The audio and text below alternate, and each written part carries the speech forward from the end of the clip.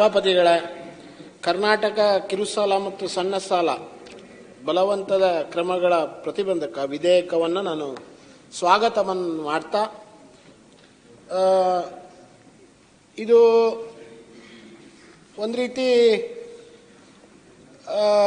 ಯಾವುದೇ ಕಾನೂನು ಇಲ್ಲದಲೇ ಇರುವಂಥ ಕಾರಣಕ್ಕೋಸ್ಕರ ಈ ರೀತಿಯಾದಂಥ ಅನೇಕ ಘಟನೆಗಳು ಬಲವಂತವಾಗಿ ವಸೂಲಾತಿ ಮಾಡುವಂಥದ್ದು ಮತ್ತು ಮಿತಿಮೀರಿದ ಬಡ್ಡಿ ಮತ್ತು ಅನೇಕ ಜನ ಏನು ಸಮಾಜಘಾತಕ ಶಕ್ತಿಗಳು ಇದರಲ್ಲಿ ದುಡ್ಡು ಮಾಡೋವಂಥದ್ದು ನಾವು ನೋಡ್ತಾ ಇದ್ವಿ.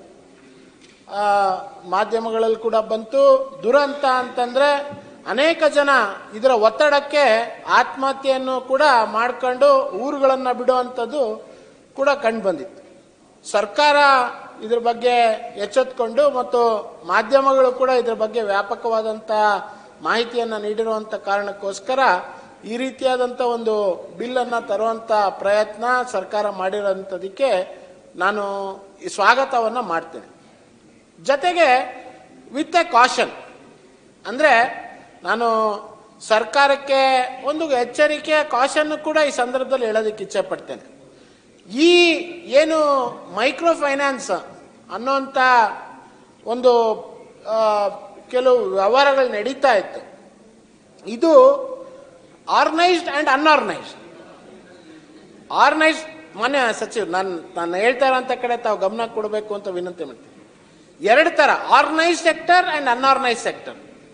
ಯಾಕಂದರೆ ನಿನ್ನೆ 3 ಬಿಲ್ಲನ್ನು ಸಹಕಾರ ಸಚಿವರು ಪ್ರೆಸೆಂಟ್ ಮಾಡೋದು, ಅಂದರೆ ಪಾನ್ ಲೇವಾದೇವಿಗಾರರು ಗಿರಿವಿ ಇತ್ಯಾದಿ ಅದರ ಬಗ್ಗೆ ಒಂದಾಯಿತು. ತದನಂತರ ಈ ಮಿತಿ ಮೀರಿದ ಬಡ್ಡಿ ಅನ್ನುವಂಥದ್ರ ಬಗ್ಗೆ ಕೂಡ ಆಯಿತು. ತಾವು ಈ ಬಿಲ್ಲನ್ನು ಇವತ್ತು ಕಾನೂನು ಸಚಿವರಾಗಿ ತಾವು ತಂದಿದ್ದೀರಿ. ಏನಾಗ್ತಾ ಇದೆ ಮಾನ್ಯ ಸಭಾಪತಿಗಳೇ ಅಂತಂದರೆ, ಜನರಿಗೆ ಹಣದ ಅವಶ್ಯಕತೆ ಇದೆ. ಜನರಿಗೆ ಸಣ್ಣ ಸಣ್ಣ ವ್ಯವಹಾರ ಉದ್ಯಮಗಳ ಮಾಡೋ ಅಂಥ ಏನು ಬ್ಯಾಂಕ್ನ ಮೂಲಕ ಪಡೆದಲೇ, ಅಂದರೆ ಬ್ಯಾಂಕಿಗೆ ಹೋದ ತಕ್ಷಣ ಸಿಬಿಲ್ಲು ಇತ್ಯಾದಿ ಇವೆಲ್ಲವೂ ಕೂಡ ಬರುತ್ತೆ. ಹಾಗಾಗಿ ಸೊಸೈಟಿಗಳ ಮೂಲಕ ಅಥವಾ ಸಣ್ಣ ಸಾಲಗಳನ್ನು ಮೂಲಕ ಅಥವಾ ತಾತ್ಕಾಲಿಕ ಸಾಲವನ್ನು ಪಡೆಯುವಂಥದ್ದಕ್ಕೆ ಜನ ಇದಕ್ಕೆ ತುಂಬ ಬೇಡಿಕೆ ಇದೆ. ಆದರೆ ಈ ಸಾಲ ಪಡೆಯುವಂಥವ್ರು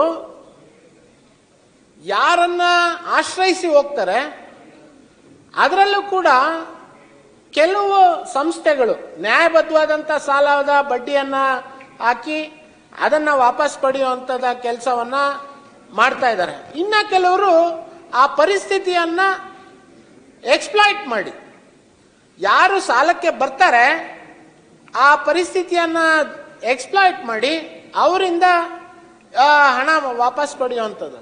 ಈ ಕಾನೂನು ಅವ್ರಿಗೆ ಅನ್ವಯ ಆಗಬೇಕು. ಯಾರು ಧರ್ಮಾಧಾರಿತವಾಗಿ ಕೆಲವು ಸಂಸ್ಥೆಗಳನ್ನು, ಕೆಲವು NGOಗಳನ್ನು, ಕೆಲವು ಸಂಸ್ಥೆಗಳನ್ನು ಬ್ಯಾಂಕ್ ಮೂಲಕ ಆಶ್ರಯವನ್ನು ಪಡೆದು ಮಾಡ್ತಾ ಇದ್ದಾರೆ. ನಾನು ಉದಾಹರಣೆಗೆ ತಮಗೂ ಕೂಡ ಗೊತ್ತಿದೆ. ಈಗ ಉದಾಹರಣೆಗೆ ನಮ್ಮ ಜಿಲ್ಲೆಯಲ್ಲಿ ಧರ್ಮಸ್ಥಳ ಗ್ರಾಮೀಣಾಭಿವೃದ್ಧಿ ಟ್ರಸ್ಟ್ ಮೂಲಕ ಹತ್ತತ್ರ 1300 ಕೋಟಿಯಷ್ಟು 1400 ಕೋಟಿಯಷ್ಟು ಸಾಲ ಕೊಟ್ಟಿದ್ದಾರೆ ಸ್ವಸಹಾಯ ಸಂಘಗಳ ಮೂಲಕ. ಅಲ್ಲಿ ಬಂದಿರುವಂಥ ಹಣ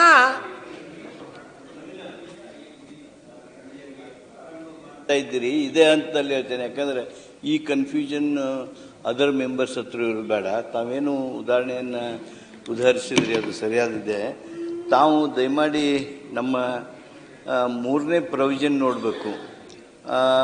nothing in this act shall be applicable to legal, registered and regulated bodies like banks, including small finance banks, local area banks, regional rural banks, and business correspondents of banks regulated by RBI, all cooperative banks and non-banking financial companies and housing finance corporations.